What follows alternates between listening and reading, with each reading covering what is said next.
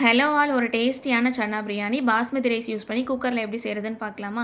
இதுக்கு 1/4 கப் அளவு சன்னா எடுத்துக்கோங்க. ஓவர் நைட் நல்லா சோக் பண்ணி எடுத்துட்டு, இப்போ இதை குக்கரில் சேர்த்துட்டு 1/4 டீஸ்பூன் உப்பு சேர்த்துட்டு ஒரு 5 விசில் ப்ரெஷர் குக் பண்ணி எடுத்துக்கோங்க.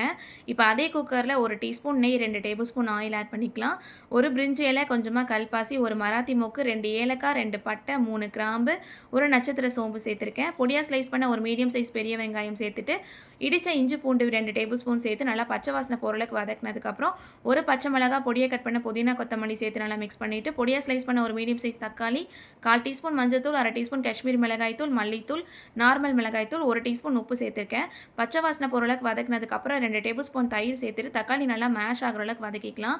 இப்போ வேக வச்ச சன்னா சேர்த்துக்கோங்க. நல்லா மிக்ஸ் பண்ணி கொடுத்துட்டு, இந்த சைஸ் கிளாஸில் 2 கிளாஸ் பாஸ்மதி ரைஸ் எடுத்திருக்கேன். 1/2 மணி நேரம் ஊற வச்சிருந்தேன். ஸோ அரிசி சேர்த்து நல்லா மிக்ஸ் பண்ணிவிட்டு 3 கிளாஸ் அளவு தண்ணி சேர்த்துருக்கேன்.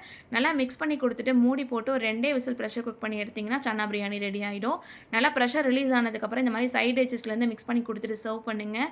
சூப்பர் டேஸ்டியாக இருக்கும். நெக்ஸ்ட் ஒரு இன்ட்ரெஸ்டிங்கான விலாகில் பார்க்கலாம். Until then bye from Shamla's kitchen. Thanks for வாட்சிங். Bye by.